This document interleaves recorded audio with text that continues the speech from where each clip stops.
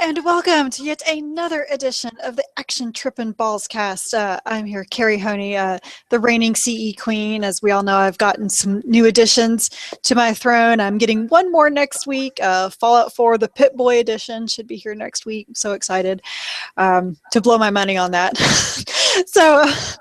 But with us also is Uroš Pavlović, our editor-in-chief of Action Trip.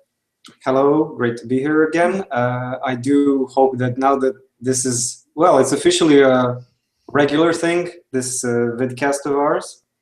So I feel pretty good about it. 9 weeks in, I think we're doing pretty good, even with all the crazy releases that we've had, lack of sleep, all of that, and it's still going to be going, I think, until mid-November.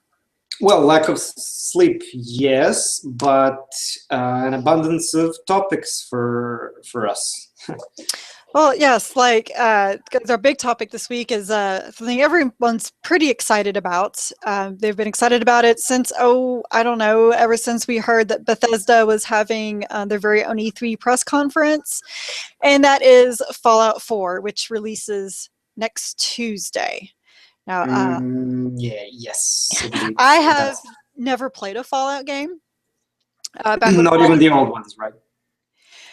Yeah, I've never played any of them because back when Fallout 3 released, I was not into shooters at that point. I'm not even sure I was even playing Mass Effect back then. Maybe I just started Mass Effect. I don't even remember. But I remember like a lot of my friends were really hardcore into Fallout 3. They got all the DLC. Like I was telling Uroš earlier that one of my friends, his big goal was to run around and see how many people he could sneak grenades into their pockets. That was his big thing, which I know that was kind of like a big thing with Skyrim as well. It was about, making your own game. Like another friend of a friend, his whole thing with Skyrim was making Naked Town. Like he, and what I mean is that he just invested all of his skill points into thievery. Mm-hmm. And he got so good at it, like, he would pay like the Thieves Guild to teach him a new, trick, which would basically be like you buy skill points. Yeah. And then he would pickpocket the money back from the thief.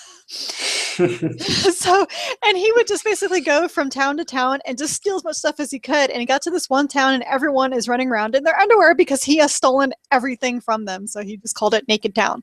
But that was how he made Skyrim fun for him. That's how people create their own funny little worlds. But Fallout, I don't think Fallout 3 they gave you that much freedom.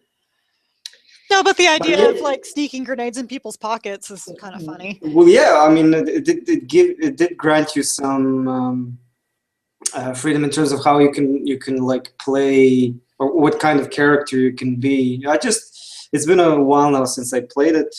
I think what I can remember anyway about it is that I just remember using the rifles a lot, like the really long-ranged ones, and snipers and hunting rifles, and a lot of collecting these bottle caps, which is your currency in the game, and everything depended on how many bottle caps I had. So I was, I'm a born grinder. I grind for stuff. Probably why I like Destiny anyway. I am excited about it because I did enjoy the story in it. I enjoyed like the whole characters, apart from the whole free roaming stuff and survival and things. But what's important about Fallout is its cool, like unique combat system, which is it has like these turn-based, freeze frame moments in it, which is pretty cool once you get into it. I don't know if you've seen it, like if you've seen gameplay. Nope, I know nothing. Yeah, so what happens is we have like an enemy in your sight. You can just hit pause, and then it highlights certain body parts of the enemy. So you can choose first to aim at is like head. So if you're a really highly skilled rifle shot or whatever, then it shows a percentage of like success on that particular hit. and then it depends when you hit like execute move, you could like headshot him and stuff, and then you level up. It's basically like it kind of reminds me of Dragon Age Origins. I mean, I like the fact that I can like pause in like this really dynamic situation and then decide what to do. So you see what I'm saying? Okay. So yeah, so that's pretty.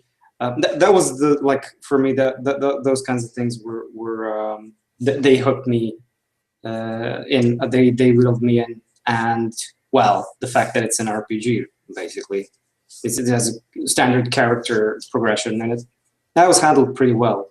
And the perks, yeah, these perks you can have for different character builds and skills. There was this perk that makes all the enemies' body parts explode or something, and you can have fun with them as much as they can be useful in combat. And they really had some cool ideas with those in New Vegas. And I don't know. We didn't say. Did we say we were going to talk about Fallout 4? Yeah, we did. Okay, cool. So I really don't know, even after all the stuff we've seen so far, I don't know what to expect from Fallout 4. I do expect a lot because they've been promoting the game heavily, and I can see the hype is really starting to like. A lot of people are pretty excited about it. The thing that, because like again, I said I know nothing about Fallout 4, but when I was at the Bethesda press conference and they were talking about how they've totally revamped the crafting system, and they've totally redone the whole idea of your strongholds and how you can have caravans going between your strongholds, people lost their shit in the audience. So I'm guessing that's a really big thing that people have always wanted with these games. So that it was really kind of funny because everyone was just going nuts, and turned to sitting with Chandler Wood at PlayStation Lifestyles, like, is that a big thing? And he was like, yeah. I'm like, sorry, dude. I don't know. Okay, what did they say they were going to do? Like, cause like, so like you build your strongholds. Well, apparently you can have many different strongholds in the world, mm-hmm. and you can now have caravans to carry materials between them. Strongholds. I have no memory of strongholds. Well, I guess like a base of operations, you know. No, I know what it means. Hey, I don't assume anything with the language barrier. No. It's not. This is not a. I'm just trying to remember stronghold. I just remember exploring and having fun. I don't remember having a stronghold. Maybe that was never your thing. At least not in Fallout 3. I mean, maybe that was Jesus. Now I feel like an idiot not knowing this. I mean, since it's clearly a big thing for people. Oh yeah, that was like most of the presentation. They were showing, you know, how he was able to build a stronghold and, you know, send crafting supplies in between bases depending on where he was. And I was like, oh, okay, I guess that's a big deal. Mm-hmm. Okay, so this was a thing before in the previous game? I have no idea. They just started talking about it, and everyone was going nuts over it. I remember asking Chandler, I was like, is that a thing? And he's like, yes, we've been wanting that forever. I'm like, okay. Oh, so then maybe it's the first time they're introducing this. Yeah, okay, well, that's cool, man. I mean, because there's not, you had like places you could trade, buy stuff. You could make some stuff as well. It's been so long, such a long time ago that I played it. Yeah, I don't know like how the others were, but it kind of sounded like what they were doing with this one was that they were where you would basically almost kind of like reestablish your own civilization, like your own city is what it kind of sounded like, you know, rising out of the apocalypse, and you help other people, so then they come and live with you, and they start crafting and they start building, and then your stronghold gets built up. That's what it sounded like to me. I could be totally misinterpreting it. Mm-hmm. Well, yeah, I don't know, to be honest. I'm just it's just the first time I even heard of this, like as a feature in the game for me, it was just like you're this guy and you're dropped in the middle of nowhere. You don't know who you are, and then you learn who you are, and you just Well, it's go not that out. you don't know who you are. You just don't understand how you've been locked in a vault for 100 years. Yeah, you discover this along the way. Most of the stuff I mean, in three, it was like you were just looking for a way to contact your father, so it was kind of more personal. I mean, even New Vegas had a story of some sort. Mm-hmm. So I just don't remember anything about strongholds. I must admit this much. But I do remember losing a lot of, investing a lot of time into it. Oh yeah, Because it sounded. the map was really huge. I don't know. I just What, remember from people playing it, back when it was released and all the DLC. Like I'm not sure. I'm not sure if people put more hours into Skyrim or Fallout 3, or it might have been around the same. The average was probably around the same, just because they just felt like there was just so much they could do, or just yeah, random I don't stuff. know. It seems to be one of those great games. Like if you just want to get in there and just sit there and craft for 3 hours, have at it. Right, but I don't know if Skyrim has a bigger map. That map was pretty huge, but and Skyrim was released after Fallout, I think. So it's quite possible that they made well, a larger world, right? Right, like you have this, and in Fallout 3, there was this amazing moment where you come out of the vault, like for the first time, because there's this whole introduction sequence where you take time, then you see your character grow up, and there's like a birthday celebration, and then the years pass and blah blah blah. So there's like almost maybe 20 minutes or half an hour while you're still in the vault. So that first moment when the vault doors open and you're out in that world, that's it. You're just overwhelmed because you can see whatever you see, you can go there and explore. And of course, after a few steps, I got killed by this mutant scorpion thing, and then and then I was like, okay, I probably should get some weapon or something. So it almost sounds to me like Fallout 3 was one of the first games where it was like, if you see it, you can go there. Well, no. Oblivion was very much one of the, and Morrowind, which is the game that was before Oblivion. So that's like Elder Scrolls 3. So those games were kind of, I cannot honestly say that they are genre defining in the sense that they were the first to offer you this kind of freedom. Oh, you see that mountain way back there, and you can go to that place. I don't know if they're the first to bring us those kinds of features, but they sure as hell did do it really well, and they were gorgeous looking games. They seem to be almost very subtle about it, because I don't remember Bethesda with Skyrim mentioning anything like you see you can go there. Maybe it's because they've always done that, but again, like for Dragon Age Inquisition, they made a very big deal about that. If you can see it, you can go there. And same thing with Witcher 3, if you see it, you can go there. They did with Oblivion. I can remember them just like saying that if you see that thing, you can go there. And Oblivion was really like it was even promoted as this big like revolutionary game, and just like in terms of visuals as a PC game. I don't remember if they at the time were they even making it for consoles. I don't think so. Well, it did go to 360. I don't know how probably soon later it did, on. but Yeah. But I do know it went to the 360. Yeah. So, well, I mean, and PS3. I know for a fact it went to PS3 just because my brother-in-law played it and he did not own an Xbox. I guess what I wanted was, because I liked Fallout, I didn't really want to find out much about it, even like, it's our job to find out about these games. I was like, you know what? I just want to, discover things as I go. Well, but they haven't really released very much about it. They've said They like haven't. what they said, what I've said. That you get a dog, They have said that the dog doesn't die. It's very important to people because I'm still mad about Fable 2. Oh boy, yeah. So so that's about, and then you can be either a guy or a girl, and that's really about all we Yeah, and know. when you think about it, there wasn't even much gameplay footage, which I kind of like this. I don't mind that personally. Yeah.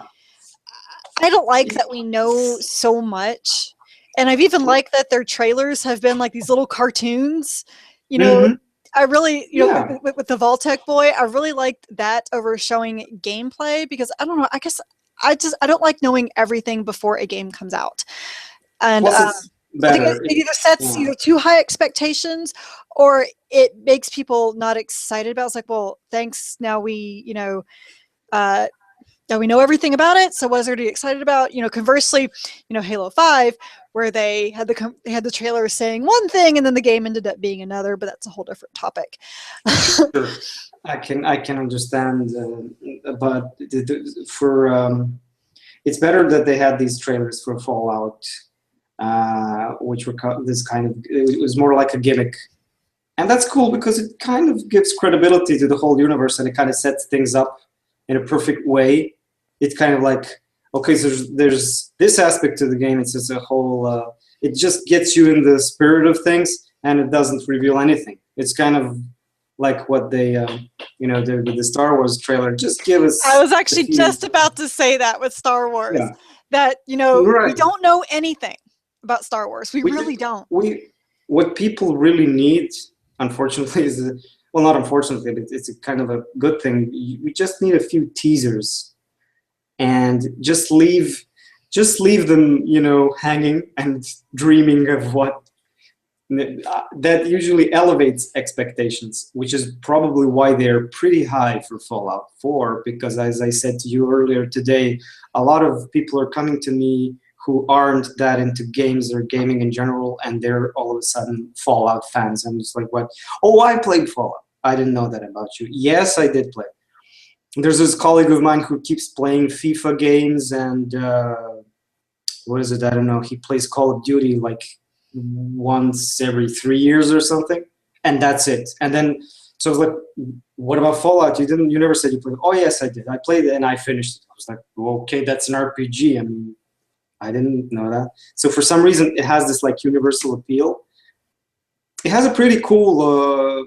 It has a pretty cool world that's believable. You really believe that like whatever happened here, this shit and this apocalyptic stuff, it's really made to be, convincing in every possible sense. For everything from the visuals and audio design, it's really top notch. So I'm just hoping they don't screw it up. So, I guess my thing is like, it's not why I've never played a Fallout game, but I guess we have so much post-apocalyptica, whether Oh yes, but this is the game in terms of all I was going to say is yeah. like, but do they do it well? Does it feel like it's not overdone, No, as I said, it's very good, very convincing. It's very, well, I'm not going to say subtle, but it's really I don't know. It probably has to do with art direction. Okay. That's one of the things, and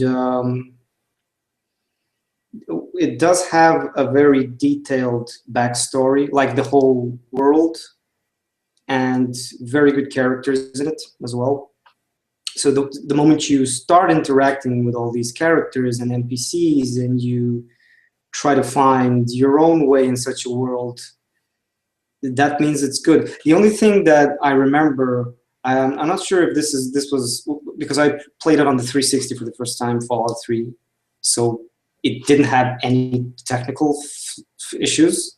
Nothing was like wrong with it, and I was generally very like I was into the game, very very much like into the game. I have no idea what happened when it was released on PC, or if people were complaining, or how it, or I don't think it was. Let's just Google this. I don't know if it was released simultaneously. Well, never mind. It's still. I bet it was, because Bethesda they've made it pretty well known that they are kind of a PC focused company. Like most of their stuff is like, because like, Fallout was originally like Fallout 1, Fallout 2, that's, those are PC only games. Same with Elder Scrolls up until Oblivion. So well, I I would be think that surprised if it wasn't simultaneous, or if at least PC had to have come out first. this was their in-house thing. I mean, it was made by them, right? Mm-hmm. So well, one of the biggest disappointment that came from them, but that was I don't know if they developed it or was it ID Software, Rage. That was the biggest. That was id. That was id. So it was their development. Mm-hmm.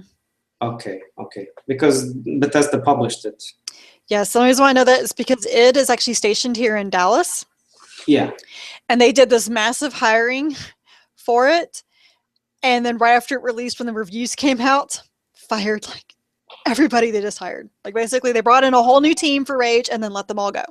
That doesn't say much about your general area, like for game design or game development or whatever. No, from what I understood, because I have friends who who are into that industry and they know people who are working there. Basically, it was one of those situations. Their idea for Rage was one thing, and what they were pushed to get out the door ended up being another. It's just one of those things where you got developer versus publisher. And as a result, when things don't sell well or things, review poorly, what happens? Publisher acts as the development team. Yeah, a lot of that stuff going on, it seems. Yeah, so it was just one. It was just one of those. It's another one of those that that they hyped it as one thing, and when it came out, everyone was like, "Well, where was that thing that we saw back at E3?" Which is it's unfortunate. Yes, and it was like hyped a lot, like pre-release, and even when it was released, I remember like seeing it. Some moments in it was you were like, this looks really gorgeous, this is an amazing game, but there's not much to, okay, so you go this and do that, and then you realize there's no story to it, there's no, it's like it almost doesn't, I cannot say this any other way, but it doesn't have a soul. Okay, Fallout has a soul and it connects with people, but because of all of that stuff I said before, that's what's important. So you see, but it was made as a sequel to these other games that have successfully set up the universe. So it's kind of rich in its lore, and you see that people were completely like devoted to this. And Rage clearly didn't have that, as you said, which makes sense. The whole story you just told me completely makes sense. Yeah, it's a tragic tale I'm hearing more and more from my friends that actually work behind games. It really makes me sad. Yeah, same here. Yeah, it's pretty. So, but I mean, so it kind of makes me a little nervous about Doom, because for me, I actually have a nostalgic attachment to Doom. Okay, I really liked Doom 3. I really did. I enjoyed the hell out of the game. But it's been such a long time now. I don't really know. I don't have any feelings for Doom 4. They didn't show us anything. They didn't say anything about it. Well, they showed us plenty at E3. We got to see them, rip off someone's arm and beat him over the head with it. My dad would have been proud, because that's what he told me what the ending to Beowulf was. You should have brought your dad along. Can I come in? I have a press pass. Who's that? This is my dad. Oh man, there's no way he would have handled Doom. Watching Doom, way too violent. Was that like a finishing move or multiplayer? What was that? That was actually when you failed to kill a demon fast enough. He ripped off your arm and so it was beat you like with it. A death animation or something. Yeah, like he ripped off the arm and beat you with it, and like you're watching, like your eyes, are closing, and he's dragging you away. It's like, whoa. Okay, that's intense. That sounds pretty cool. Okay, I'm sold on that one. That was like the only thing that we've seen. Like, I know that they showed more at QuakeCon that I didn't go to because of various reasons. But, did they? Yeah, or that was that public? QuakeCon? No, the footage, or was it closed doors? It was public. Man, it's almost like I don't have no memory of things. What's Okay. going on? All right. Well, this was like, June and August. Things have happened since then. We've had lots of AAA releases since then. It's honestly amazing. I remembered that I took a friend to breakfast this morning because that's just kind of where my brain is. I'm trying to think of how I'm going to get through this week. But that's long story short, we are all at Action Trip hyped for Fallout 4. Blake is excited about it. Vince is super excited no, about it. Vince is going insane right now because he's still. Let's be honest, he still didn't get his copy like in hands. He wants to hold it first. So he's super excited. Yes, and this is probably good. This is gonna be my first Fallout game to play, so I'm excited. I don't know when I'm gonna play it, because I got so many other massive open world RPGs, but I still want to play it eventually, which means I never will, and I'll just play with my Pip-Boy edition and have be an idiot with that. Okay, I'm hoping you will find the time for it because I think you'll like it. Yeah. I'll make sure to do that next vidcast with it on my arm. We'll see how heavy it is. I may just be like this the entire time. Yeah, but be like, if you make like this decision, just be prepared to invest a lot of time into it. I hope that it captures me better than Skyrim. I'll say that because Skyrim, I think it will. Skyrim bored me to tears. No. I don't think this will bore you. Well, I mean, because I really liked Skyrim, but I got bored of it very fast as well because I realized that the quests were pretty generic. I just didn't have that big overall story to make me interested in continuing to even do the quests. I don't know. And I guess I found the quests weren't fun enough. I guess you could say the same thing about Mad Max, is that the whole overarching story is not this huge story, but the questing was fun. And I just didn't find the questing in Skyrim fun because I guess you just probably nailed it right there. It was generic. It was, and you get those with almost any game. Like I could minimize any Dragon Age side quests to fetch quests or generic stuff as well. But the overarching story made up for it. You need one or the other if you don't have both. Sure. So, and I still have that in Skyrim. So I'm kind of worried because I don't know the details of the story for Fallout 4, and in Fallout 3 it was a pretty good setup. I enjoyed it because, I mean, I don't know if you're ever gonna play it if I want to spoil it for you, but I mean, it's not much of a spoiler anyway. But it eventually it boils down to, because it's this post-apocalyptic wasteland, you don't have any water, and then at some point you realize that there's a chance that you could create drinkable water, and that's your goal. And it was a pretty good drive for you, as a player. You have this this task, and you're looking for your father, so that's the personal connection and the personal relationship, so that's exciting.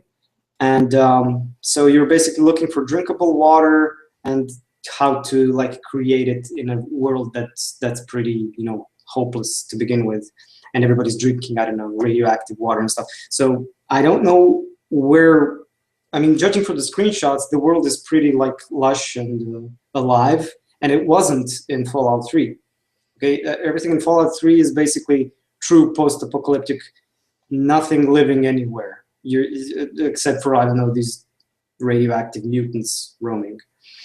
So I'm curious where they have taken it, where the story. Well, I guess so. In Fallout 3, how long was it though after he leaves the vault? Did he go in the vault? Was it Okay, so after Fallout 3, I don't know. I have no idea what happens after. I even played New Vegas, and I don't remember where that went. I mean, I sort of remember the beginning of the story and what happens, but it's just the separate.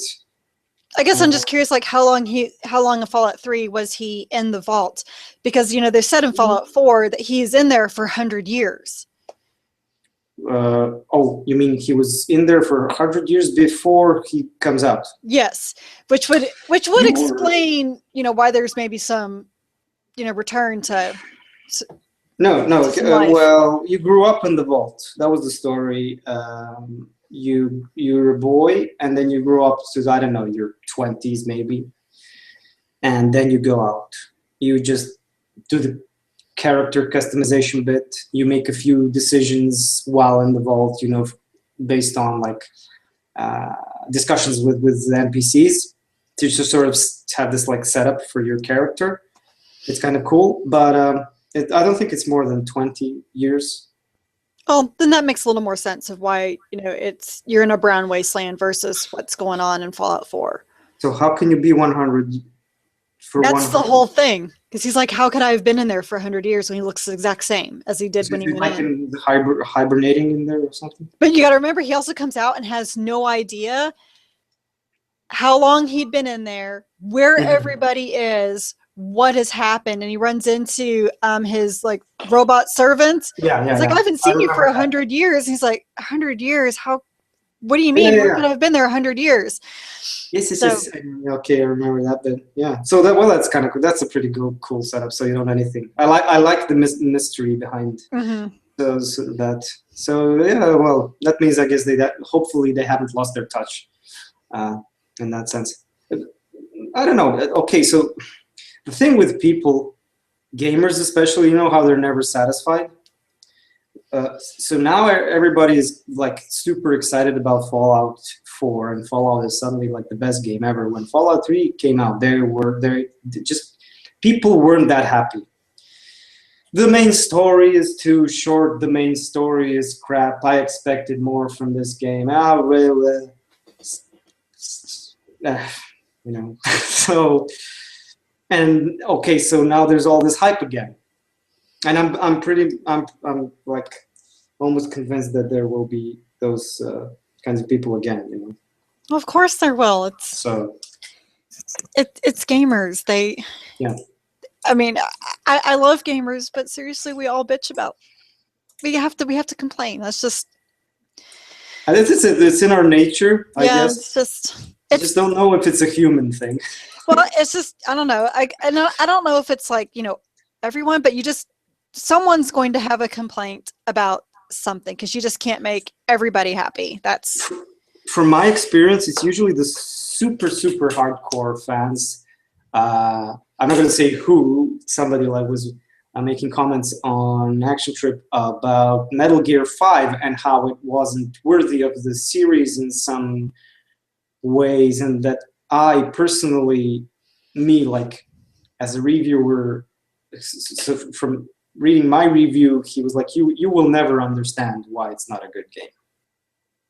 And I was like, okay. Your opinion, Urosh, is wrong.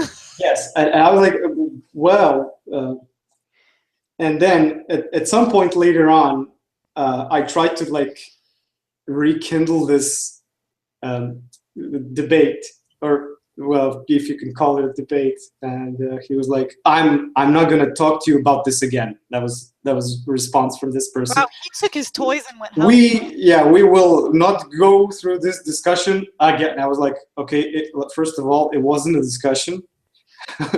You said, Vader, you are wrong, and you will never ever change my opinion. So it's like that wasn't a discussion. That was not by my definition. Anyway, so I think that he wasn't happy because from what I've heard or seen, fans were happy with it. I mean, not like diehard Metal Gear fans that I know that can't sit and tell me that they understand the story of a Metal Gear game. Exactly. I saw people who are serious fans. Yes, they love Metal Gear 5. Right. Exactly. And I was like, I was watching a guy who is like a really big fan, and he has his YouTube channel and stuff, and was very popular, and was playing through the game, and he was happy basically with nearly every damn detail, every damn feature in the game. So, and yeah, the story is Again, you yeah, just can't make people happy. I mean, that's yeah, just yeah. But particularly that story is, uh, it seems so complicated. It seems overly complicated in the way it's presented and told, and well, it is Japanese. you can't say that it's bad. You just can't. It's just a different culture. It's like It's probably it's probably to do with that. I mean, because Amongst other you things. look at JRPGs and Oh my God! Don't go there. they do like the same stuff like every single time, and you'd think I'd get used to it by now, but it happens like they actually did okay. They still had that big what the fuck moment, but okay, that's just what they do. That's just part of their culture. That's how they do storytelling. And okay, just like for the record, I understood some of the things that are going on in Metal Gear 5.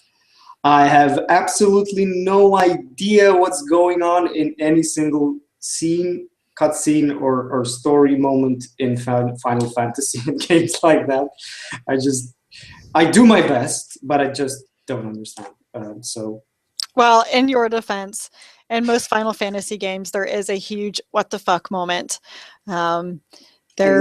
There was a ginormous one in the last Final Fantasy game I reviewed, Final Fantasy Type 0, and I was even warned about it. They're like, have you gotten to the what the fuck moment yet? I was like, well, I got to this really weird thing. Like, no. You will know when it happens. And sure enough, like just when it looked like, okay, we've won the war. Yay, we're going back home. As soon as we get back to our country, no, the apocalypse has happened and everybody is dying and it is your fault. And I'm like, what the hell? So the game actually blames you for something? Yeah, and I'm just staring at you have no idea why. Okay, that's okay. Cool. I don't understand. So now, like, our team is like, just there's 13 of us, and we have to go and try to solve what has happened. Why is this apocalypse happening, and what is going on? And you get to make a choice in there, and apparently your choice will do a bad ending or a good ending. Well, I decided to do the good ending. Mm-hmm. And because someone's like, no, make this decision. I may go replay it, see what the bad ending is. But so the good ending, and then what happens? So you save the world, you stop the apocalypse, and all 13 of you hold hands in a room and cry and die together. And everyone comes in the room and sees how you're all dead. And it's like, yay. Okay, that's I don't know what to say to that. Yeah, that's the good ending. That is pretty impressive storytelling. Yeah, so it's mostly when you experience it and when you're playing, it's always so convoluted in those games. There are some points where you think, oh my God, I think I have it, and then something happens and they introduce a totally new word or a totally new being or a character or some mythical crap that you have no idea what. Okay, so this existed in the past.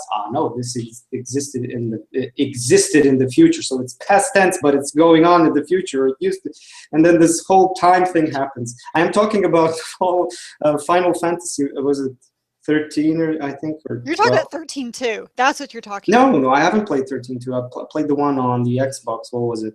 They were both on Xbox. You know the comic I made about it? No. Oh, the one that has the Spaceballs reference in it. That's not narrowing it down. Oh, come on. It's not narrowing it. It has Rick Moranis in it. How can it not? Sorry, no. Yeah, I showed it to you. It's one of the first comics I ever showed you. Okay, there was no time thing in 13. That was 13-2. Okay, so it's possibly 12. Okay, so which games were on the Xbox 360? 13, 13-2, and Lightning Returns. Then it's 13. I don't think it's 13-2. But there was no time. So. There was no time traveling in 13. No. I'm not. No. There wasn't time traveling, but when the characters talk about certain things that happened, they refer to. You just don't know if they're referring to they're referring to the past or the future. So there's this kind of this happened. No, it's going to happen, but I know that and it's because a certain event happened in the past and it's going to happen again. Like they're okay. Yeah. I think that's it, probably. Yes, and actually, 13 makes the most sense out of all of them, and that's okay. Okay. Yeah, because I haven't played any other in the series. Don't just take how it ended in 13 and be like, it ended nice. Everyone has a happy ending. And I never made it through 13. I mean, I did play it a lot. I was nearly there, and then I just, you know what? I was playing it a lot. I was actually enjoying the gameplay. Really. Yeah. They improved it in 13 too. Too bad they just, fucked up the story. And then they did a to be continued at the end, and fuck this game. So anyway, I'm not necessarily qualified to agree or not agree with you if they fucked up the story, because I cannot make that kind of judgment. Oh, I could tell you exactly. I was just listening like this. Yeah. If you really care, I will tell you some meeting exactly how they ruined the story. I won't do that here because everybody here has probably already turned off the vidcast. So we can't take your. Yes. You guys talk about Final Fantasy 13. Yes. So why don't we go on ahead and just jump to the big disappointment of the week, which made me, LOL, and that is Arkham Knight. Guess what? 4 months later, it's out on PC, and guess what? It's still broken. Yeah, the fact that that's even like more LOL and like even more hilarious is that they are apologizing again, and they're giving you refunds again, and they're saying they're really sorry again, and but what can we do again? It's kind of like they're in this I don't know, endless, Maybe just not make a PC game if you guys don't know how to do it. It didn't seem to be a problem with the previous games. If they were fucked up in any way, they fixed them. So I don't know. I think that their ambitions were huge with this one because it looks gorgeous on the PS4. Seriously, it's one of the best looking games I've seen in a while. I'm talking about Arkham Knight. Mm-hmm. Yeah. So for PC, I'm guessing when you like max out all the visuals and the parameters and stuff, it probably chokes your computer. It obviously wasn't tested enough, but why is it taking so long to fix, and why is it such a problem? I have no idea. It's a mystery, but it's kind of a pretty sad thing because they managed to fuck up two things, and that's the game itself, which, in my opinion, could have been great, but it just wasn't because of tanks and all these other things. Even the story and the characters, it all was kind of. I really expected more from this. And the amazing fact is that the first one, the original Batman Arkham game, is still the best. Arkham Asylum. What? Yeah. Arkham Asylum. Yeah. Yes. I've been told that's the best one. It's not just the fact that it has Mark Hamill and this great villain and Joker, and it's not that. It's sure it's one of the things, but everything, like all the twists and all the. Did you play it? Yes, I did not finish it. Oh, that's a shame. I got to a point where I couldn't. When you get to the area where the gargoyles self-destruct when you're on them, I couldn't figure out good ways to take care of all the enemies in the area because it only takes 2 gunshots before Batman goes down. So, and I just could not figure out a way to monitor them in a way to take them out and be able to hide. Like, I think I tried it for like an hour and I was like, okay, this is not fun. I'm totally done with this. You were rage quitting there. Yeah, so. But you missed out on a pretty good game. Well, the ending was kind of lukewarm, but the entire experience, like you get from that game, is pretty good. It's all this like. Oh, I love the audio logs. That was my favorite part of the whole audio logs were, man, that was such an effort from the voice team and from the writers equally. And if anybody, they were also perfectly placed, within the game. So you have this, like, you keep getting this sense of this place where you are and the history behind it. That was awesome. Yeah. Yeah. So that kind of devotion to detail is missing in Arkham Knight. And I wasn't even, to be honest, because the villain, which remains like behind the mask most of the game in Arkham Knight, you're supposed to be like, super excited about who's this guy, and I wasn't. For some reason, I just wasn't. Just I don't know why. Yeah. That's so all of those parts from Arkham Asylum are just not there. I'm not saying that they should replicate what they've done in Arkham Asylum, but or that it's even possible to top that. But then you should just make more efforts in the storytelling instead of giving us a tank simulator. Well, and then they released a broken game on PC. Yeah. It's a shame what happened. Well, but hey, at least they're still being open about it, and they offer refunds. Well, they kind of have to at this point. They really do. I mean, like full refunds. Yeah, they have to. Yeah. If they want to survive to do like anything else in the future, because you can't piss off a huge community like that. Well, they have pissed them off. It's just a question. I know, but you can't piss them off and then keep their money. They are going to be pretty cautious about pre-orders next time. Oh, I don't think anybody will pre-order it next time for PC. Yeah. So we have not been playing Batman Arkham Knight because Vader didn't like it. I never bought it, and neither one of us tried it on PC. But I have a friend of mine who is very he's a big fan of the series, and he didn't get a chance to play it, and so he's just started a week ago, and he's like, "What are you talking about? This is an amazing game," and then he calls me the next day. You were right. So well, I'm sorry, but what can I say? I mean, he still likes it, but he's just like, yeah, this is not expecting more and stuff. So. Yeah. And he also said that it reminds him a lot of Assassin's Creed. Okay. Yeah, well, there's a lot of, I guess. Well, there's this third-person sneaking, 360 combat, and all that stuff. Okay. But since you haven't been playing Arkham Knight, what have you been playing this week?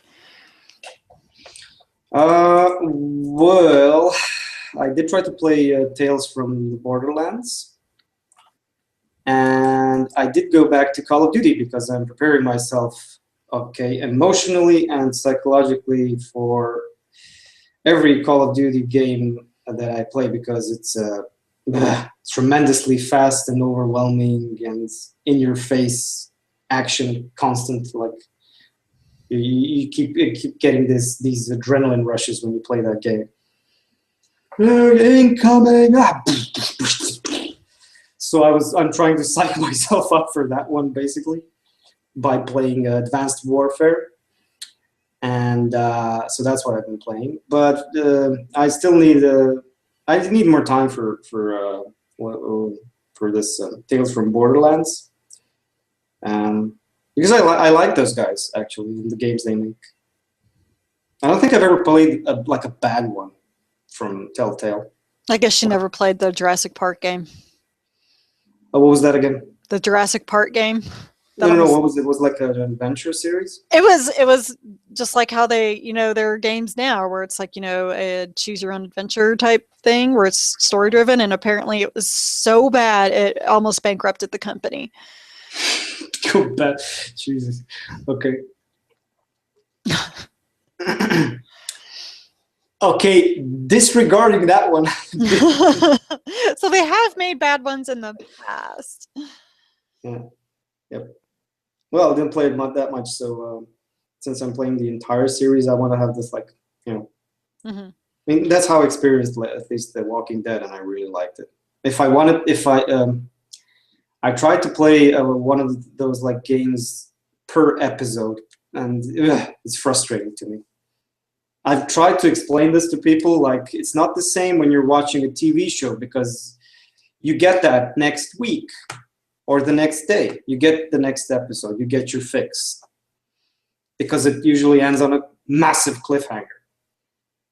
And in the case in The Walking Dead, you sometimes have to wait 3 months or even longer. Right. I don't know. So that was pretty frustrating to me. I said, nope, I'm going to wait for the entire thing.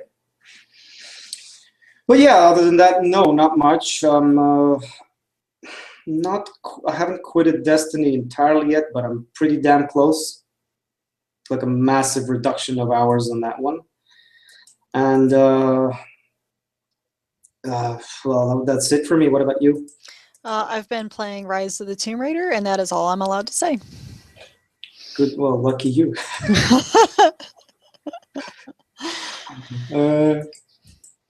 Is there something? Okay, is there something you'd like to play right now, like regardless of your review assignments?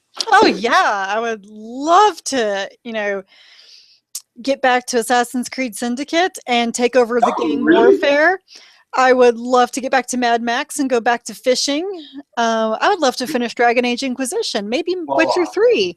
Now that's more of an answer I was expecting. I wasn't expecting you to say Syndicate or Mad Max for that matter. Okay, I know the fishing thing was really fun, but I wasn't like expecting that you would devote your spare time to just that. I really want, in both Mad Max and Assassin's Creed Syndicate, I want to go back to both of those and just do all the extra stuff. I had so much fun in those games. I just want to go back and do all the extras. And that goes for Syndicate as well. Oh yeah, Syndicate. Oh my gosh, Syndicate was so much fun. So much fun. See, now you're so many people I want to go stab, dude. So many people to go stab. Oh yeah. So from stabbing to fishing. I'm a violent person. Okay, so fishing. Okay, stabbing, yes. But fishing doesn't make you violent. Oh yeah, that's right, because you were fishing people. Okay, it's fishing people, yes. Out of their cars. Hey, they shot at me first. For a minute there, I confused it with actual fishing. No, see, if they had just driven on by and ignored me, they wouldn't be yanked out of their cars. But, they have to shoot at me and try to run me over. So, sorry. You know what? Developers should know that if they want to get on your good side, they should put, such side missions in games. Anything basically that involves some regular activity that makes that does things to humans. I was like, my son is watching me play Halo 5, and I walk into this room, and immediately the Covenant opens fire, and he's like, "Why are you shooting at them?" I was like, "Because they shot first." And you think that justifies you in your kid's eyes? It does. They shoot it. They shoot at you first without asking questions. You shoot right back. Yeah. Well, the Covenant. Well, yeah. No, what was I always forget what the other race is called. Prometheans, right? And they don't ask questions. They don't. Yeah. They just come at you and go nuts. Although, except for the one Promethean that you get to fight 4 times, he talks to you, and he does tell you if you leave, it's cool. Okay. But but you don't leave because why would you? Right. Well, I told you what my daughter said when she saw me playing Destiny. I was like, "Don't you get? What are you doing? You shooting aliens?" Yeah, I guess I'm shooting aliens. She's like, "Don't you get tired of this ever?" I didn't have anything to say. I was like, "Just go do your homework." Yes, I do. That's not the point. No, actually, I never play games while my daughter's doing homework. Yes, that would be a bad example. But that's it. I didn't play anything much. What I would like to play, I would like to play Fallout, I admit. But that assignment I've given over to Vince. And I know he's going to do a good job because he's an old school gamer who loves the series. So it's in good hands. But yeah, I'm excited about it, and I really want to try it out, if nothing else. I don't Yeah. know. I guess I would like to try Halo, but not that much after what you wrote about it. I had, like I said earlier, I took a friend to breakfast and I was talking to her husband, and he was like, "So, Carrie, is Halo 5 worth getting an Xbox One for?" I was like, Oh I was my like, god. The "No." question. Yeah, that's the right question to ask. Because it isn't. I was like, "No." And he's like, "Oh, really?" I was like, "No." Yeah, that would be my yeah. That's what I keep thinking, because if that's not a platform seller for Xbox, then I don't know what is. Now we got 2016, Quantum Break, Crackdown, um, Scalebound. We got stuff. That stuff. It would be nice to have them right away. Cuphead, What's that? I keep that forgetting. indie game that's like looks like a 1940s animation. Oh yeah, Yeah. yeah. And what is that thing that the guy, this tiny character that's is also indie, that's tied to a string? Oh, Platformer. Oh, not yeah, Fox. But Unraveled. Unraveled. That looks kind of cool as well. But these things take time. That they do. You know what I really like to play, like right now? 3 games. Okay. Just like, I'm not thinking indie, or I'm just thinking AAA. Okay.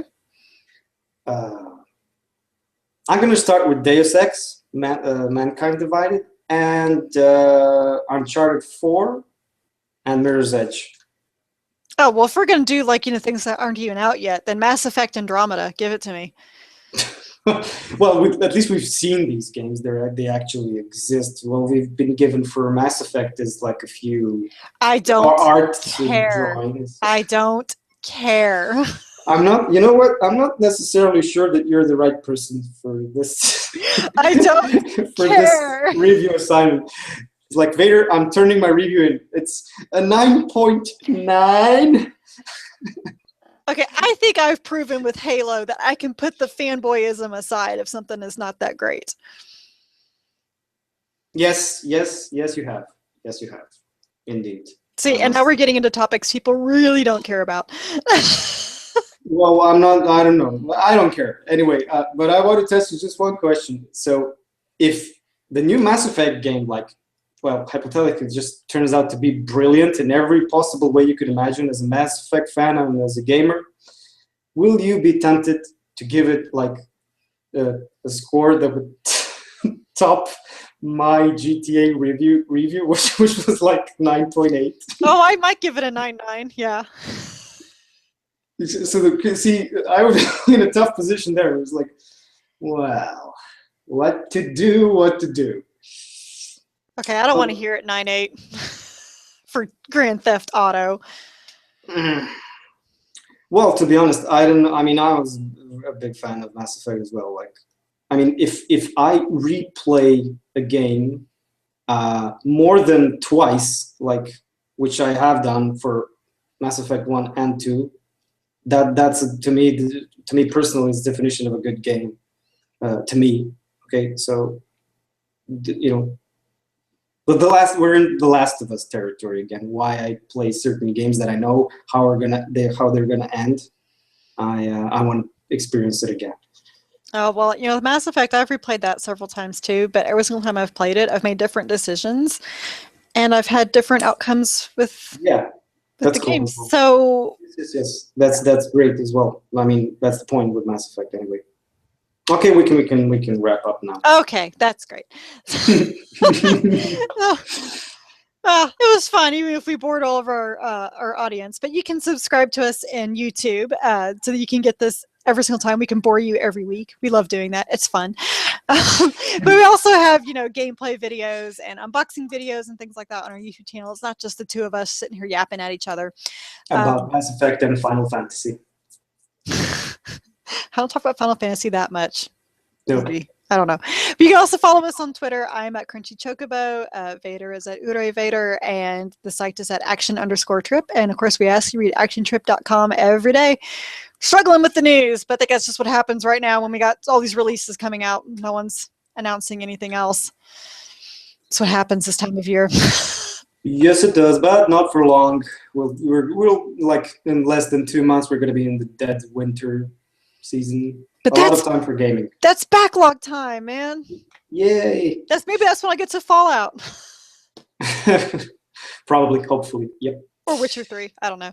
Well, anyway, so we will catch you all again next week for episode 10. And then Fallout will be out and we can actually discuss this. Well, actually, won't be out yet, but the reviews will be out, and then we can discuss this Game of the Year material. These are the hard-hitting questions. We are investigative journalists.